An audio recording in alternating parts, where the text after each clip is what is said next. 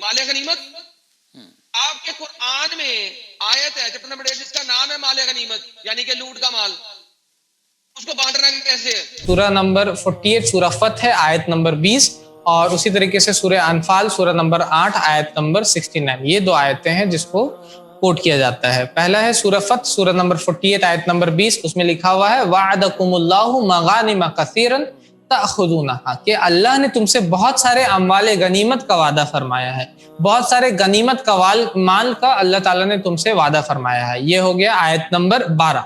और उसी तरीके से आयत नंबर 13 क्या है, अल्लाह ताला फरमाते हैं सूरह अनफाल सूरह नंबर 8 आयत नंबर 69 में फकुलू मिम्मा गनीमतुम हलालन तय्यबन, तो चुनांचे जो हलाल और पाकीज़ा गनीमत है जिसको तुम हासिल करते हो उसको तुम खाओ और पियो उसमें से। ये जो दो आयतें हैं ये माले गनीमत के ऊपर है। अब इसको क्या किया जाता है, जो लोग इसको कोट करते हैं या जो लोग इस्लाम के बारे में या कुरान के बारे में कोट करते हैं वो क्या करते हैं, माले गनीमत लिखते हैं और ब्रैकेट में क्या करते हैं, लूट लिख देते हैं। क्या लिख देते हैं ब्रैकेट में, लूट, लूट का माल, डाका डालना। या अभी कहीं पर अभी साउथ अफ्रीका में अभी कुछ दिन पहले उनके प्रेसिडेंट को ये कर दिया गया था, जेल में डाल दिया गया था, तो उसके वजह से वहां पर लूट मचा दिया गया। तो वो लूट, या इंडिया में भी हम लोगों ने बहुत बार देखा होगा लूट किसको बोला जाता है, तो उसको और माले गनीमत को साथ ही साथ मिला देते हैं। क्यों ऐसा करते हैं, क्योंकि वो जानते हैं कि वो जब किसी गैर मुसलमान को ये आयत बताएंगे तो उनको पता नहीं रहेगा माले गनीमत क्या है और उसको वो लूट बोल सकते हैं, आराम से उसको ये कर सकते हैं। तो यहाँ पर आपके स्क्रीन पे देख रहे होंगे ये जो मेरे पास बुक है उसका ये स्क्रीनशॉट है।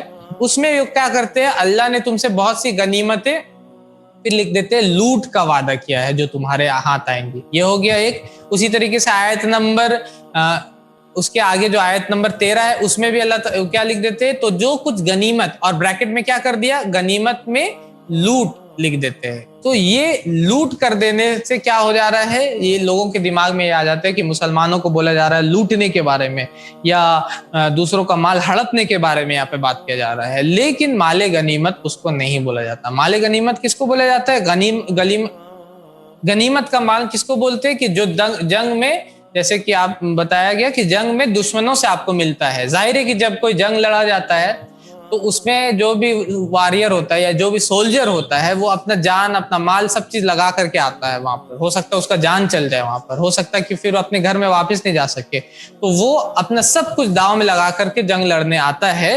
तो जब उसकी जीत होती है तो दुश्मनों की तरफ से जो चीजें होती है, जो बच जाती है, जो मिलती है उनको, उसको बोला जाता है माले गनीमत। ठीक है। और इस्लाम में ऐसा नहीं होता है कि मतलब क्या बस जो भी मिल गया वो आप उठा ले, नहीं, ये सब एक लीडर अमीर होता है उसके अंडर में होता है। जो भी लीडर होता है उसके अंडर से में आपको सारा चीज देना होता है, और फिर वो हिस्सा होता है 1/5 जो हिस्सा होता है वो अल्लाह के लिए, उसके रसूलों के लिए, यतीमों मिस्कीनों गरीबों के लिए होता है, और फिर बाकी जो हिस्सा होता है वो फिर उसमें से जो सोल्जर्स होते हैं उसको बांटा जाता है। ठीक है। और फिर अल्लाह ताला ये भी फरमाते कुरान में सूरह अनफाल सूरह नंबर 8 आयत नंबर 41 में अल्लाह ताला फरमाते तब तगूना आरद अल हयात दुनिया फइंदल्लाहि मगानिम कसीरा।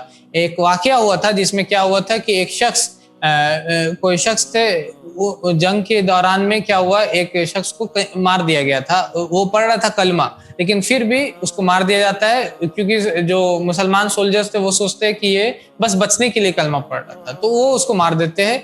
और तो अल्लाह ताला फरमाते हैं कि अगर तुमको दुनियावी ये गनीमत, अगर तुम इसका ख्याल करते हो तो अल्लाह के लिए पास बहुत सारी गनीमतें हैं। तो अल्लाह ताला हमेशा हमको ये दर्ज देते हैं कि ये गनीमत भले ही जंग में आपको ये मिलता है, भले ही जंग में आपको आपका ये हक रहता है क्योंकि दुश्मनों का जो चीज है उसको वो तो आपका हक बनता ही है, लेकिन आपको हमेशा ये याद रखना चाहिए कि अल्लाह के पास सबसे ज्यादा अजर है और अल्लाह के पास सबसे ज्यादा गनीमतें हैं। ठीक है। तो ये भी अल्लाह ताला हम लोगों को साथ ही साथ दर्ज देते हैं। ठीक है। तो क्या बाइबल में भी गनीमतें हैं?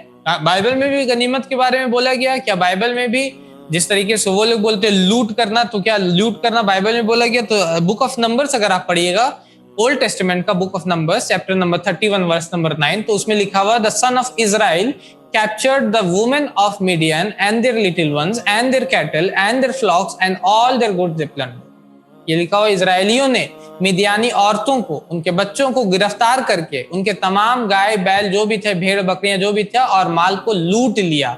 लूट लिया ये वर्ड मेरा नहीं है, ये बाइबल का वर्ड है अपने आप में। ये book of numbers chapter number 31 verse number 9 में।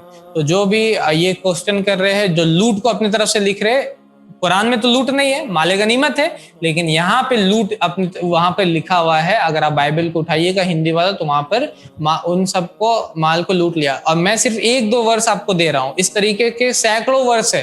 आप अगर बाइबल पढ़िएगा या अगर आप गूगल पे जाइएगा, आप उसमें सिर्फ लिखिए spoils of war in Bible या स्पॉइल्स इन बाइबल के माले गनीमत के बारे में बाइबल क्या बोलता है, तो उसके बारे में वर्सेस पे वर्सेस, लाइंस पे लाइंस आपको मिल जाएंगे बाइबल के अंदर। ड्यूटरोनॉमी चैप्टर नंबर 20 वर्स नंबर 14 में लिखा हुआ है, and you shall use the spoils of your enemies which the Lord your God has given you, कि तुम तमाम माले गनीमत रख सकते हो, दुश्मनों की जो चीजें रब ने तुम्हें तेरे हवाले कर दी है उन सब को तू इस्तेमाल कर सकता है। ये कहाँ लिखा हुआ है? ये बाइबल में लिखा हुआ है, ड्यूटरोनॉमी चैप्टर नंबर 20 वर्स नंबर 14 में लिखा हुआ है। तो जिस तरीके से अगर आपको कुरान में माले गनीमत से ऐतराज है, अगर आपको दिक्कत है कि माले गनीमत के बारे में लिखा हुआ है कि आप उसको ले सकते हैं, तो आपको बाइबल से भी ऐतराज होना चाहिए। और आपको जिस तरीके से कुरान पे आप शोज कर रहे हैं, जिस तरीके से कुरान के बारे में आप लोगों को बता रहे हैं, उस तरीके से आपको बाइबल के बारे में भी साथ ही साथ बताना चाहिए। ये तो हो गया बाइबल। वेदास में भी वर्सेस पे वर्सेस है, वेदास में भी लाइन्स पे लाइन्स है, श्लोकास पे श्लोकास है, जो कि माले गनीमत के ऊपर में है। हंड्रेड्स मतलब कि भरे पड़े हैं जो माले गनीमत के बारे में है, जो बताते हैं कि आपको दुश्मनों का माल बार बार वेद में लिखा हुआ। जैसे कि ये एक लाइन है Rigveda book number 1 hymn number 7 verse number 4, उसमें लिखा हुआ है, invincible Indra protect us in battles abounding in spoil, कि ए इंद्रा हमको हमारे ये युद्ध में हमारी रक्षा करो, और इस युद्ध में क्या हमको मिलेगा? इस युद्ध में हमको माले गनीमत मिलेगा। इसलिए में युद्ध करने वाले धर्मात्मा पुरुषों पर अपनी कृपा कर वे, और ये जो हिंदी ट्रांसलेशन में आपको दे रहा हूं, ये आर्य समाज का जो वेद है उसका, दयानंद सरस्वती का वेद का ये ट्रांसलेशन है। तो कोई आर्य समाज वाले आपको ये नहीं बोल सकते। ये जो ट्रांसलेशन हिंदी का जो आपके स्क्रीन पे अभी चल रहा है और जो मेरे नोट्स में है, ये हिंदी ट्रांसलेशन आर्य समाज दयानंद सरस्वती का ये ट्रांसलेशन है। वो इसमें लिखते हैं कि वे महाभाग्य को प्राप्त होके सुखी होते हैं। महाभाग्य क्या है? महाभाग्य उसी गनीमत को बोला जा रहा है। गनीमत अरबी वर्ड है, हिंदी वर्ड क्या हो गया? महाभाग्य। महाभाग्य उनको मिलेगा। क्या किनको मिलता है? तो उसी लाइन में लिखा हुआ है कि युद्ध करने वाले जो धर्मात्मा होते हैं। युद्ध करने वाले कौन होते हैं? वेद बोलता है धर्मात्मा। और जब कुरान युद्ध के बारे में बात करता है तो कौन हो जाता है? तब वो हो जाते हैं आतंकवादी। तो ये फर्क है, ये डबल स्टैंडर्ड्स करते हैं। जब युद्ध करने वाला वेद में होता है तो वो होता है धर्मात्मा, और जब युद्ध करने वाला कुरान में होता है या इस्लाम में होता है तो वो हो जाता है आतंकवादी। तो ये चीज आपको बताना होगा, ये चीज समझाना होगा कि यहाँ पर अगर आपको माले गनीमत से आपको प्रॉब्लम है, अगर स्पॉइल्स ऑफ वार से आपको प्रॉब्लम है, तो आपको वेद में भी आपका ये स्पॉइल्स ऑफ वार के बारे में Rigveda book number 1 hymn number 7 verse number 4 और कई वर्सेस है। वेद में भी कई है। अगर किसी को चाहिए तो वो हमसे और भी कांटेक्ट कर सकते हैं, मैं उनको और भी वर्सेस दे सकता हूँ। ठीक है।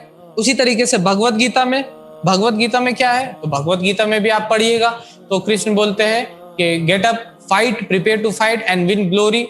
कि कृष्ण बोलते हैं कि उठो, खड़े हो, जंग लड़ो और conquer your enemies and enjoy A flourishing kingdom. क्या? उठो, जंग लड़ो और अपने दुश्मनों को हराओ, और क्या मिलेगा उससे राज्य मिलेगा, उससे राज्य का भोग करोगे, उससे राज्य जो किंगडम है, जो ये सारी चीजें मिलेगी, एक तरह से ये सारी गनीमतें में जो तुमको चीजें मिलेगी उसका तुम एंजॉय करो, उसका तुम फायदा उठाओ। ये लिखा हुआ है भगवत गीता में। तो जिस तरह कुरान में कुछ लोगों को ऐतराज है गनीमत के वर्ड से, गनीमत की आयतों से, तो उस तरीके से आपको इसमें भी ऐतराज होना चाहिए। उस तरीके से आपको बाइबल के भी वर्सेस में ऐतराज होना चाहिए, वेदास की लाइंस में, ये जो मैंने आपके सामने कोट किया उसमें भी ऐतराज होना चाहिए। उस तरीके से आपको भगवत गीता का चैप्टर नंबर 2 वर्स नंबर 37 ये जो है उसमें भी, और उसी तरीके से Bhagavad Gita chapter number 11 verse number 33 में भी यही बात को रिपीट किया गया कि उठो, लड़ो और जंग करो, और उसके बाद जंग के बाद जो चीजें हैं उसको एंजॉय करो, उसका